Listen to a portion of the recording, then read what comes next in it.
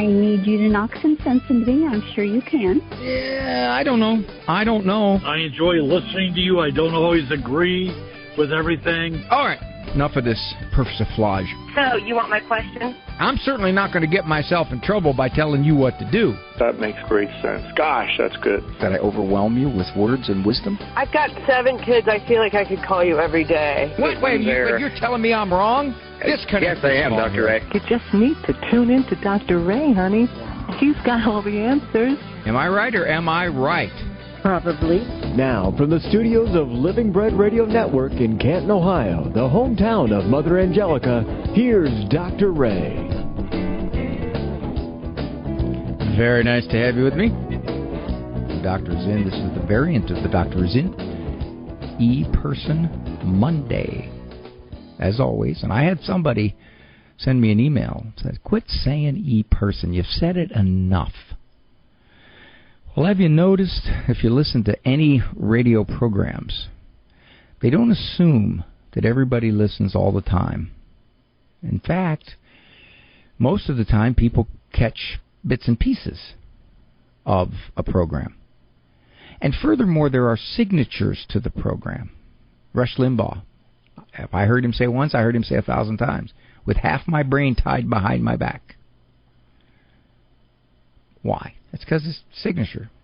E-Person has to be reiterated because, as I said, and it's very important, I don't want to be linguistically insensitive.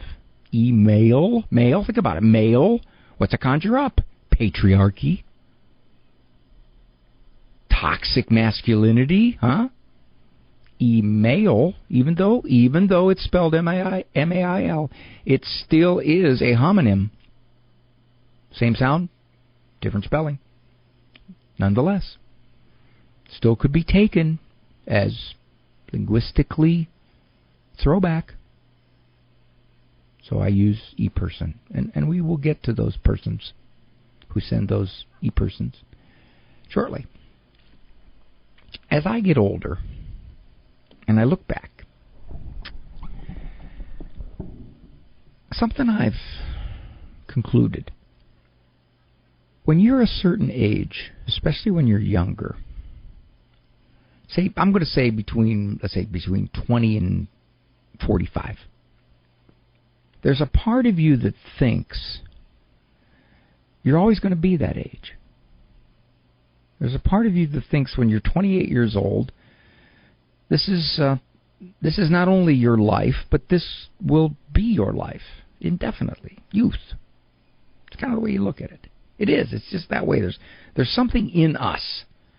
So only when you hit 65 or 70 or 75 and you look back and you say, what happened? I thought I was always going to be 28, 32. I thought the kids were always going to be little. And now they're 44 and 46. How did that happen? I think, now I'm going to stretch this connection, but I think it's there nonetheless. One of the objections to filling your body up with tattoos, and we're not talking about a little butterfly on your ankle. We're talking about billboard tattoos, sleeves all up and down your arm, taking up your back, on your chest, up and down each calf, just tons of tattoos. Why? What's the purpose there? Now, if one were to look ahead and say, what is this going to look like when I'm 60? How faded are these things going to be? Will anybody even be able to tell what they are? Will I regret that I did this? Would I want my skin back? What I thought was so important, so important when I tattooed it on me, the name of this girl that I thought I was in love with, and she's long gone. That relationship was over 40 years ago. Or something that I had tattooed on me that was supposed to signify something very important in my life at the time. And I didn't think about, will it still be that way 25 years from now? So why does that kind of thinking not stop? I think it is simply ineffective for most people to think that way and keep from getting a tattoo. So why? I think it goes back to, I'm always going to be 28. I'm always going to be 32. I'm never going to be 70. Or that's so far away that it's an infinite lifetime away. Right now is what I want to do. Right now, this moment, is most important for me to express myself with a wide range of tattoos. Now, I'm not saying that tattoos are sinful. I mean, they can be, depending upon what you put on your body, but for the most part, they have become really a social norming contagion. 20 years ago, you just didn't see them. What does that say about now? It's a rare person under 30 who doesn't have one. That tells you how sheep-like we are. We're very sheep-like. I mean, if tattoos were in fact so appealing, then they'd always have been part of our social image. People would have always had them. But they've exploded onto the scene.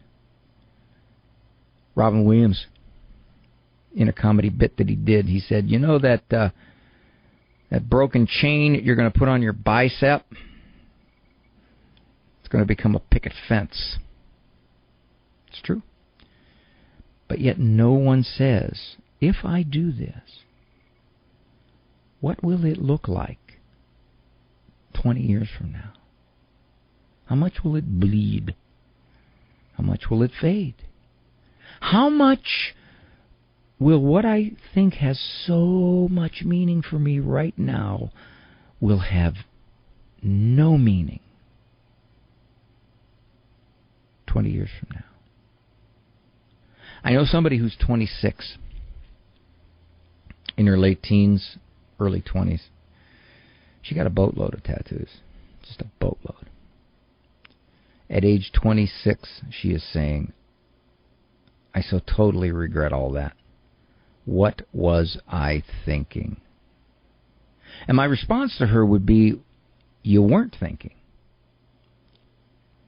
You didn't ponder the long-term ramifications of this. Right now was what mattered, because right now is the age you're always going to be. And you don't have the full impact of aging until you age. Until you're 75 or 65 and 70 and 80. And then you say, wow, so much that I thought was so important to do. So cool to do. So much of making a statement wasn't anything like that. Yes, about hindsight being 20/20, and there's some truth to all that, but the ability to think ahead and say, what will be the ramifications of this? Even though right now it feels so right. Assuming I get older, assuming I get a lot older, where will my mind be then? I'm Dr. Ray. I don't think we've replaced our siding since we moved in 20 years ago. But I'm sure it's still fine, right? We better call Mighty Dog Roofing of Ann Arbor. Damaged siding can cause mold buildup and weaken your home structure. Protect your family by calling local Catholics Dan and Mary Flanagan at Mighty Dog Roofing for a free inspection of your siding, roof, or windows. Mighty Dog Roofing, 734-224-4916. That's 734-224-4916. You like pizza? Me too. And for that, we can thank our friend Tom Monahan. First, he starts with $900 and opens one pizza shop. Then it's worldwide, thousands of shops. But all this was just a warm-up for his greatest achievement yet. He built a university. God inspired Tom to build up generations of men and women who have a hunger to reach the world for Christ. This place is Ave Maria University. Visit avemaria.edu to see what's next. Hi, everybody. Dr. Ray Grandy, host of The Doctor Is In, Ave Maria Radio for 20 years. I've been with them, and during that time I've watched them spread our precious faith to anyone, anywhere. Well, also in that time, their equipment, the equipment that they had is cutting edge, no longer is cutting edge. It's kind of like an iPhone 5. We need your help. We absolutely need your help. Visit AveMariaRadio.net. You're not just donating, you're broadcasting hope. Do you own popular index mutual funds or ETFs? If so, you're automatically own shares of companies that conflict with your moral beliefs. Ave Maria mutual funds are managed to conform to pro-life and pro-family values. Long-term investors can invest in the no-load Ave Maria mutual funds. The experienced professional portfolio managers make decisions based on investment fundamentals and pro-life values. You can learn more about Ave Maria mutual funds today at 866-AVE-MARIA or visit AveMariaFunds.com.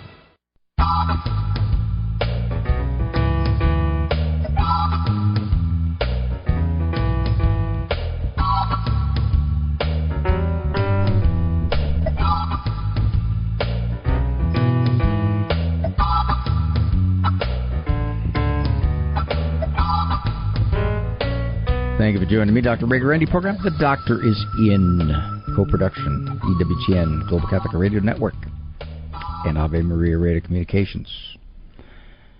My 18-year-old daughter has expressed same-sex attraction. Now, it's an interesting way to choose that, has expressed. There are those younger who have had some same-sex attraction or even same-sex experience, but did not go on to permanently live a same-sex attracted lifestyle. That's true. So I don't know exactly what expressed means. Does it mean, Mom, I may be this way? Mom, I'm feeling this way? What is it that has brought this about? She knows I'm not accepting of that behavior, but I don't stop her from doing what she is doing. She living with you, Mom? She's expressed that it makes her sad that I'm not accepting of who she wants to be.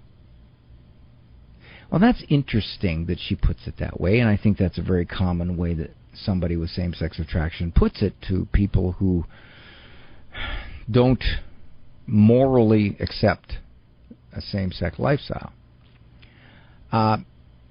Who she wants to be. I would ask her, I'm very accepting of who you want to be. Very much. I'm not of that aspect. And that's only one aspect of who you are, or who you think you are. So if you want me to accept who you are, I do. I accept so much about you, your personality, your talents, your views, your beauty. I accept a lot. That isn't the only thing that defines who you are. So I would probably tell her that. And it's interesting, too, that she's saying, Mom, you need to compromise or even change your moral beliefs.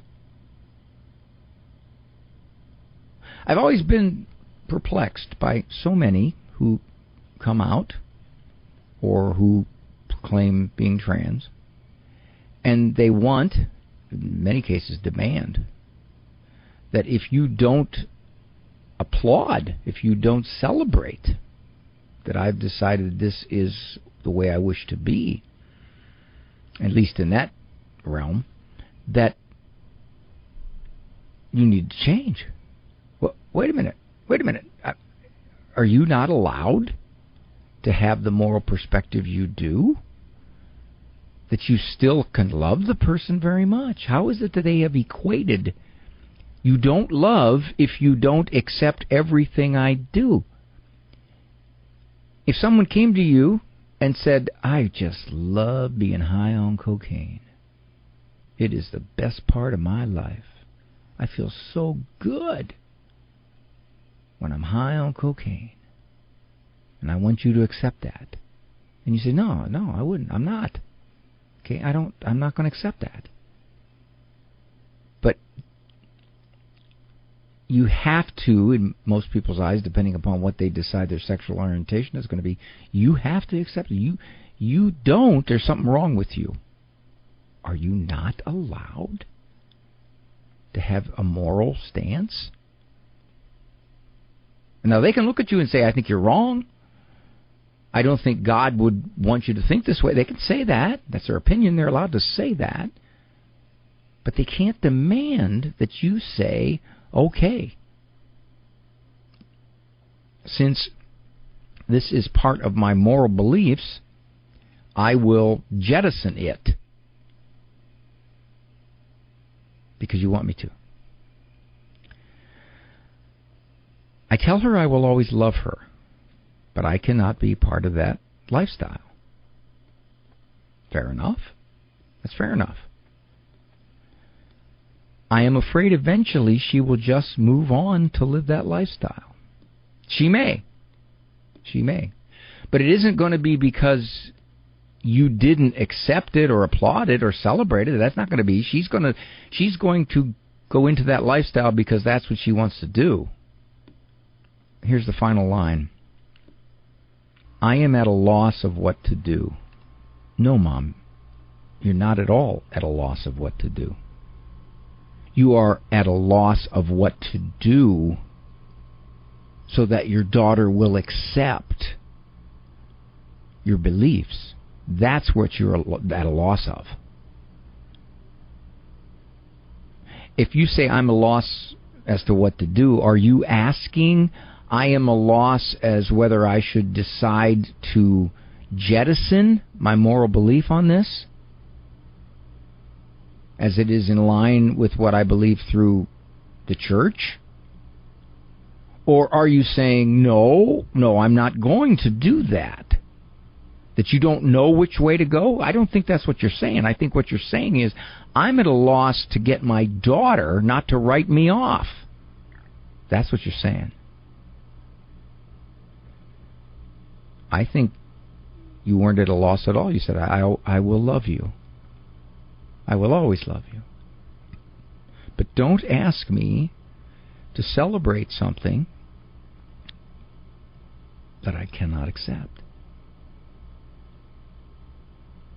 There's a parallel. Some might argue it's not a perfect parallel, but there's a parallel. If your brother, say, comes to you and says, I'm really miserable in my marriage, so I have a mistress. And I'm very happy when I'm with my mistress. And I want you to be happy for me and to be very, very pleased that I am pursuing something that makes me feel better. And furthermore, if I bring my mistress around, I really want you to accept her and take care of her. And even though he's still married. And you're saying, I can't do that. And he says, well, then get out of my life because you can't accept who I am. No, I very much accept who you are in so many ways. I just can't accept that behavior of who you are. See, the demand in our culture is very interesting. Tolerance and acceptance goes in one direction. I want to act the way I want to act, and you have to accept it. I have no tolerance if you don't accept it. If you have a belief that I don't agree with, But nevertheless, that's your moral belief. I can't allow you to have that belief. I can't say, well, I'm going to do this, and I know how you think about this, and I know how you believe at a very deep level, so therefore I will respect that. What is it that so very few people can do that? One might say, well, it's because of their identity. They need to realize that you're accepting their identity. I accept your identity. You just don't accept your conduct.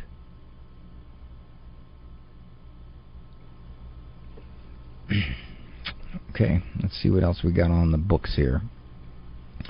Let me go down to, let's see, that's an interesting one. I better skip that and go to something a little, oh yeah, I talked to that gentleman. All right, I'll take care of that. Let me try that one there. Dr. Ray, I began watching your weekly show, Living Right with Dr. Ray on EWTN, and enjoyed every minute of it. I'm wondering why you're not being televised lately. You used to come on every Saturday at 10 p.m. That's Eastern Time. Are you still actively working with EWTN? Yes, of course. That was probably because it was the Easter season. And oftentimes EWTN will put in things that they believe are more relevant to the season. I'm certainly still there. Am I still working on new shows? Yes, we're working on season 15. And as a matter of fact, we'll be heading to Buffalo, Station of the Cross Turf. And those folks are in fact, they can put out a crowd, that's for sure. Ooh, if I read this, I'm not going to make it to the break. Ooh. All right, I'll start it.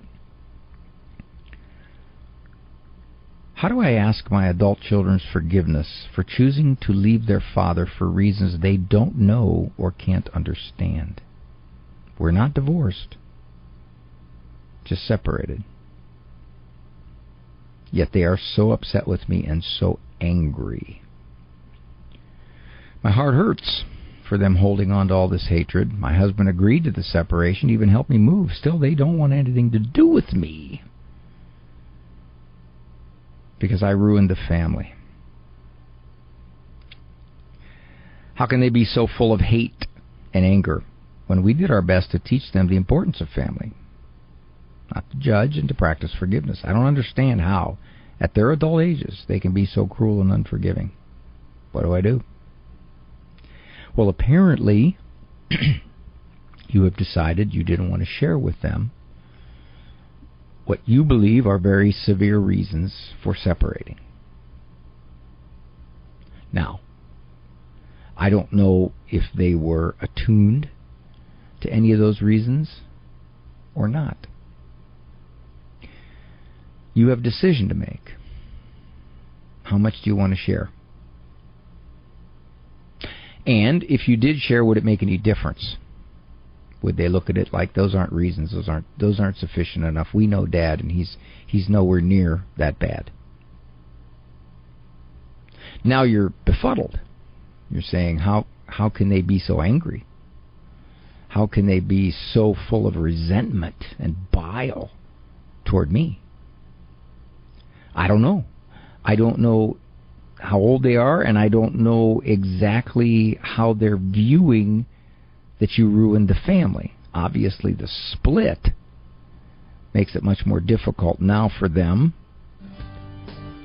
I'll talk a little bit more about this on the other side. This is Dr. Ray. This is E-Person Monday.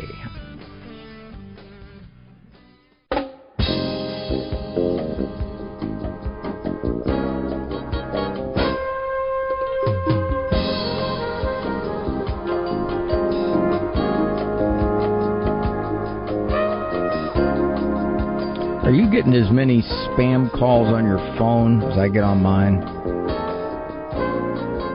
Typically when I do these e-persons, it's on my phone.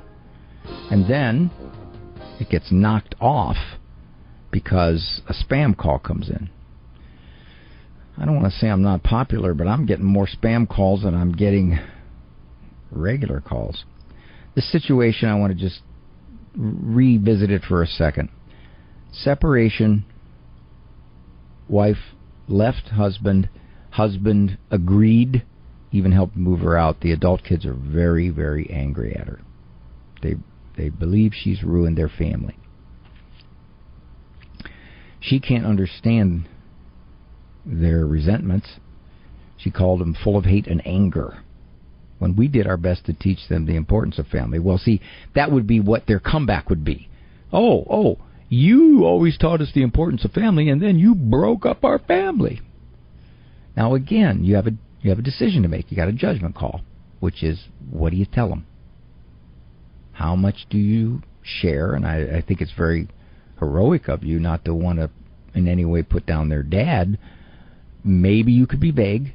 You could say, there are things you don't understand, and I don't want to tell you. And hope that softens them. If they're as angry as you say, it probably won't. But at the very least, you can say there were things you don't know. And she said that. She said, I chose to leave their father for reasons they don't know or can't understand. Can't understand is different. Can't understand maybe they just don't agree with it. They don't think it's sufficient reason to leave a marriage. Don't know is something quite a bit different. You know, maybe he had 3 adulterous relationships, and she's very hesitant to tell them that. Or that when he was drinking, he got very abusive.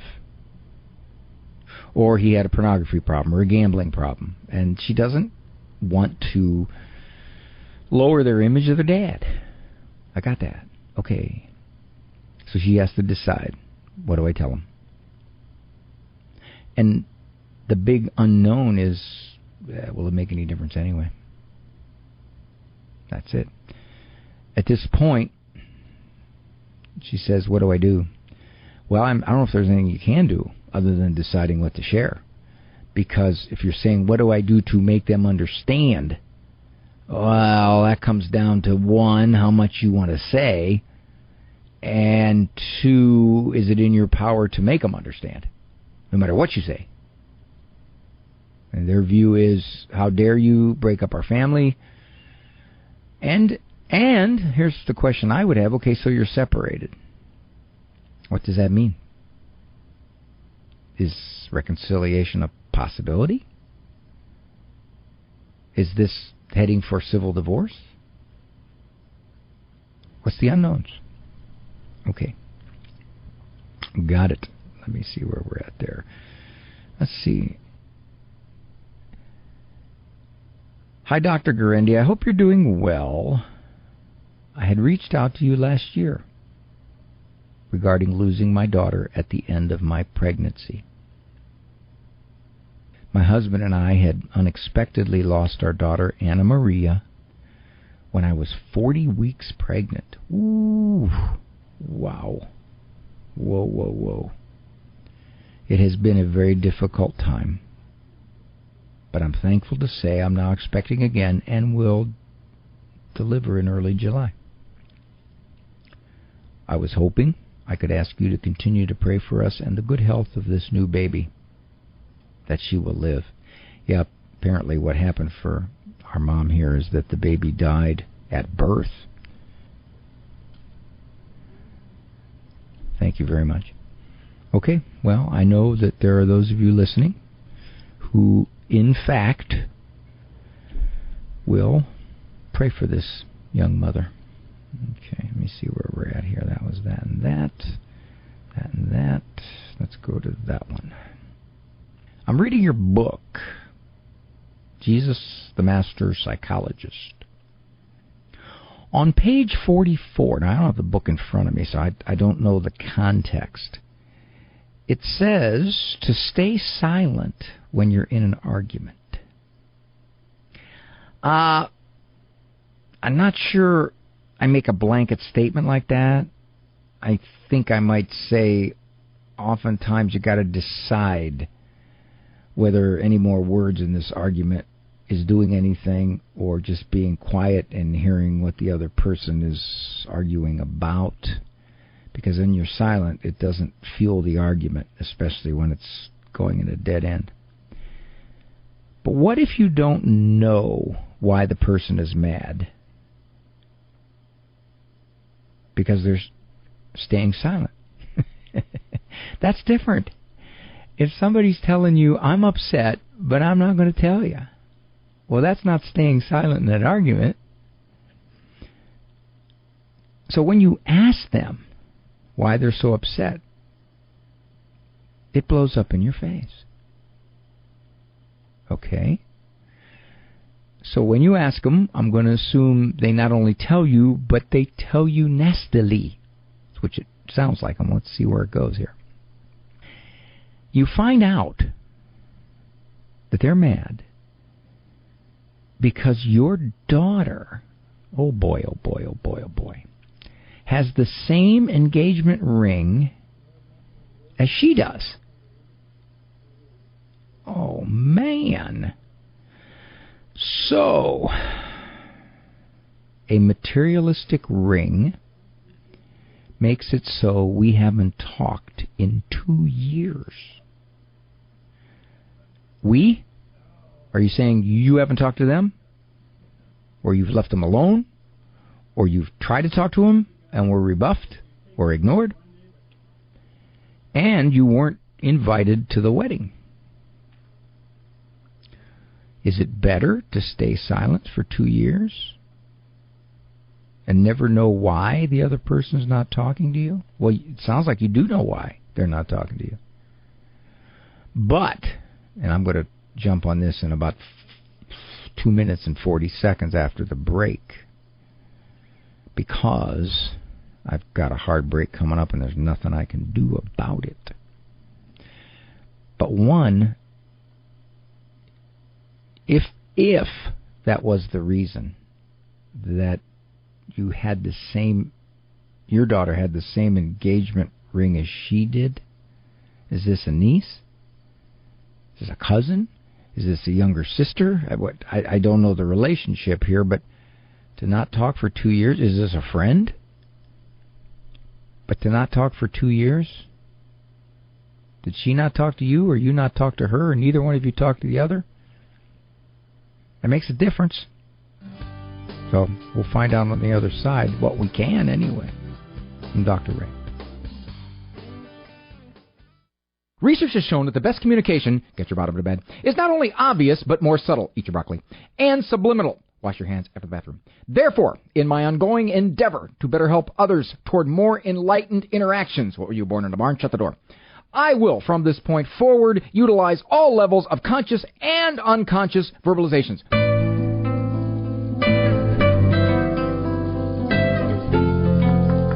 I'm going to review this e-person because, one, you might not remember. Two, for sure, I don't remember. But I want to just touch on some other points. Basically, this is the question. If you don't know why someone is mad because they're staying silent, when you ask them, they get really mad. Now, they tell you. In this case, this person was mad at our writer because her daughter, our writer's daughter, had the exact same engagement ring as the mad person does. So, and here's the words, a materialistic ring makes it so we haven't talked in 2 years and weren't invited to the wedding. Boy, oh boy. Okay, I got so many questions here. One, is that the only thing? If it is, if in fact this person interpreted your daughter's ring as somehow not caring that she had the same ring, and she got so upset about it that she wrote you off for 2 years, I'm forced to several conclusions. One, you didn't have anywhere near a solid relationship with this person at all.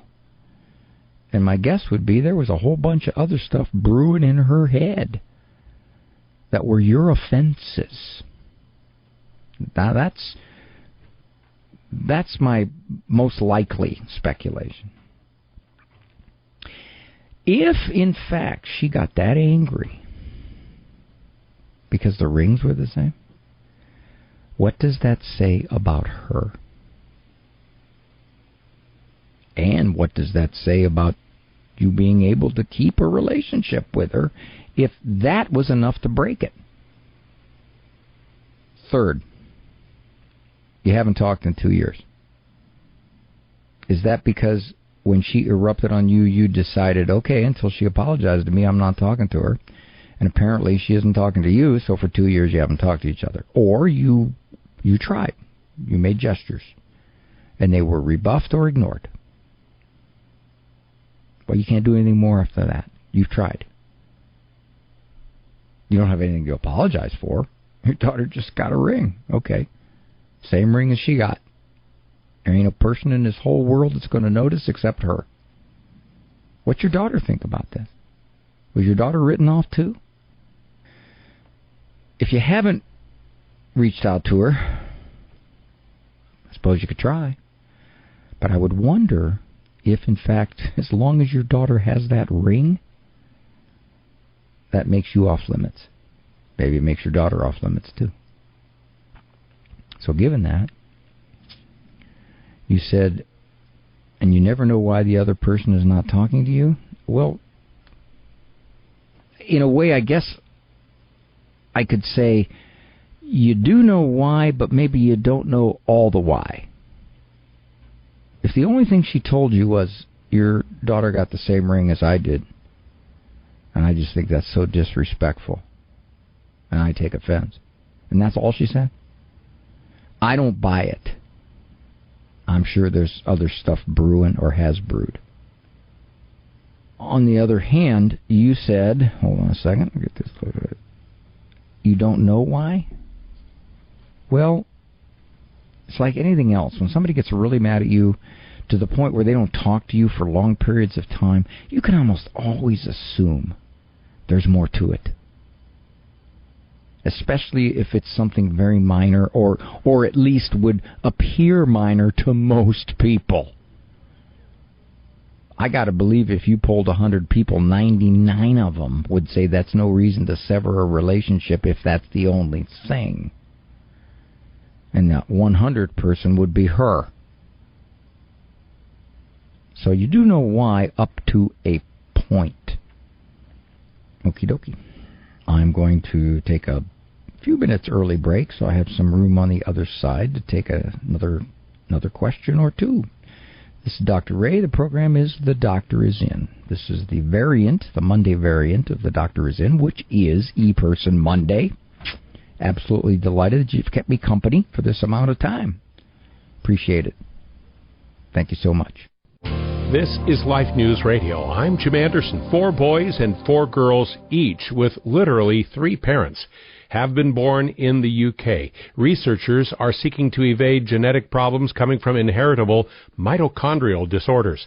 But last week, UK Catholic Bishop John Sherrington responded strongly to newly created problems.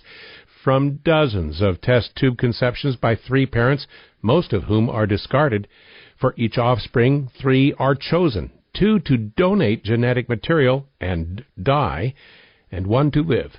And Bishop Sherrington says fracturing the child from biological parenthood and using this manipulation steps into the unknown world of genetic engineering and manipulation of the human germline. While the 8 have no signs of mitochondrial disease, researchers are treating muscle jerks and urinary problems as isolated side effects. This is Life News Radio. 40 Days for Life is prayer and life-affirming witness at abortion businesses near you. You can be part of providing life-affirming help as we work to end abortion in our communities. Find your local prayer vigil at 40daysforlife.com. That's the number 40daysforlife.com. In other stories, HHS Secretary John Kennedy is criticizing a Boston federal judge. He says Planned Parenthood has no right to taxpayer money. He predicts courts will uphold the lawful exercise of Congress over taxpayers' hard-earned dollars. And state and federal laws are having an effect on abortion practice. Florida's heartbeat law is seeing a 40% drop in state abortions, and 2 Ohio Planned Parenthoods are closing after Medicaid defunding was passed by Congress. For pro-life headlines delivered to your email address daily, sign up at lifenews.com. This has been Life News Radio. Hi, everybody. Dr. Ray Graney, host of The Doctor Is In. Ave Maria Radio has been putting out fabulous Catholic teaching, but the equipment we've got is aged. Like me, needs a lot of help. Some of the stuff is just hard to replace anymore. If you go to AveMariaRadio.net, please, for a donation for the equipment to reach much farther. You're not just donating, you're broadcasting hope.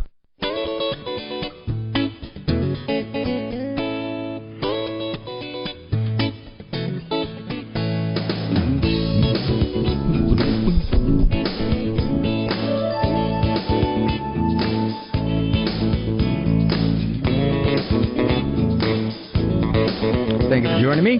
Dr. Ray Guarendi, program Doctors In. Monday variant, E-Person Monday. So we'll take a look at these E-Persons who come in. Some weeks ago, we had a caller who was asking about how to reply to a relative, I think it was a parent, who says, I don't know why God is still keeping me around. We talked a little bit about that. So this email is in response to that. I offer this observation, Dr. Ray, that my sister wrote about my father just after he died. A few weeks ago, this is the sister's writing this. A few weeks ago, he told me that little by little, everything was being taken away from him. His physical strength, his ability to balance and walk, his relationship with his dementia-afflicted wife. I thought this was his usual gloomy fatalism, which had always been a major part of his personality, alongside the gratitude, she said, against which there could be no argument because he was right. This life leads to decrepitude. Well, if you live long enough, maybe not decrepitude. That implies a state that essentially you are not competent in many ways, particularly physically or mentally. Not necessarily. I mean, many people have old age and they pass away and they still have much of their faculties, their abilities. Then he said, and all this is a good thing. I don't remember his exact words, but he said that God was preparing him for death by gradually detaching him from the goods of this life. This thought has been helpful to me, and I hope it can be useful to some of your listeners, and maybe even to people who wonder why God is still keeping them around. Dr. Ray, I've been listening to you since 2004 to keep boredom at bay. Well, some people listen to me to invite boredom in. While I was cooking and cleaning for my 8 then little kids.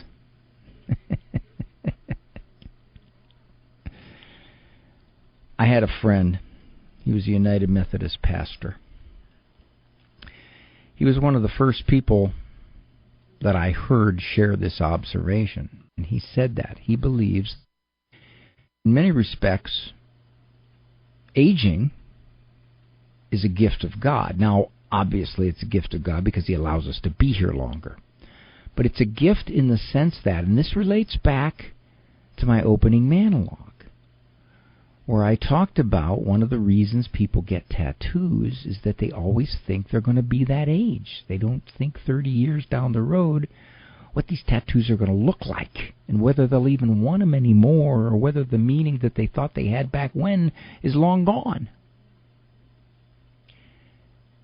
And that idea of I'm no longer physically competent, especially like I was, or my mind is starting to fail me, or so many of the people that I loved and were central to my life are no longer here. So much that what we consider healthy, positive, pleasant living is not there. Now, one might say, well, kind of a nihilistic sort of attitude, isn't it? Yes and no. It depends how you view it. If, in fact, you're grateful, despite the fact there's been so much loss in your life, that God has allowed you to live to this point and give whatever you can to others. Look at Pope John Paul II toward the end. He was so frail. His Parkinson's had just debilitated him. This brilliant man, physically robust in his younger years, was kind of a physical shell. And when he spoke, it was barely audible. But his courage, his heroic gratitude in the face of what he was experiencing and how he still reached out to others was perhaps his greatest message. So yeah, on one hand, there will be loss. But on the other, there's gratitude. And maybe that gratitude is also not just because the Lord has given you a long life, but because you're recognizing you're being detached from everything that you thought was so important, that you chased,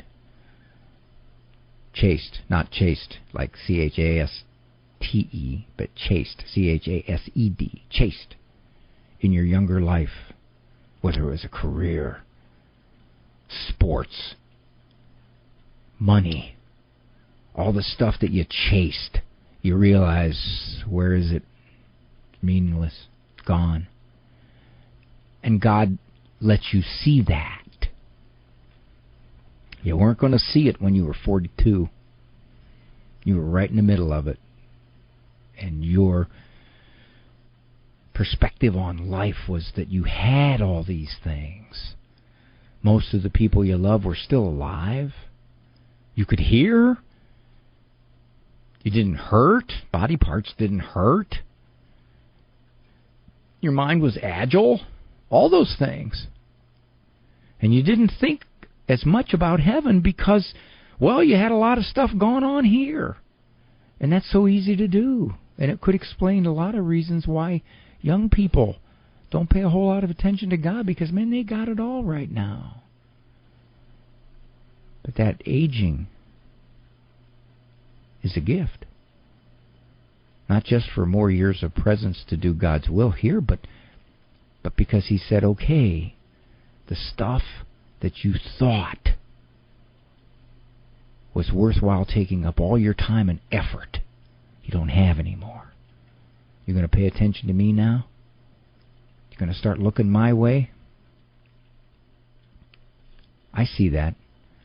At this point, I'm still pretty physically capable, and as far as I can tell, my mind isn't going anywhere. And yes, I have lost a lot of loved ones, mostly people of the older generation than me. My generation hasn't really started passing away in great numbers yet. But I look at it too, and I say so much of what I thought was so important when I was 35. I'm not talking about family or religion. I'm talking about the stuff that our culture says, go get it. Go get it. Be successful. Your career, high profile. Be materially comfortable. All that stuff. It's starting to fade. And I'm grateful. I'm happy that it's starting to fade. I don't want to focus on that stuff. I want to turn my eyes much more consistently toward the afterlife, toward doing what I can do with what I've got left to serve God. And maybe in a lot of ways, that's better serving. Because if you don't have quite as much left to serve and you use it to serve, ooh, that's pretty good. It's like a widow's mite, you know. She gave of her lack. So, I think that's a wonderful insight on that sister's part. I'm Dr. Ray. I appreciate so very much your company. And I appreciate you keeping me here. And good Lord permit, talk to you tomorrow. Ear to ear, face to face. Well, no, face to ear. Voice to ear. One of those senses. Walk with God. Do that now. I'm Dr. Ray. For information on Dr. Ray's presentations, books, and CDs, visit drray.com and follow him on Facebook and Instagram. The Doctor Is In is a co-production of Ave Maria Radio and EWTN Radio and carried across the EWTN Global Catholic Radio Network.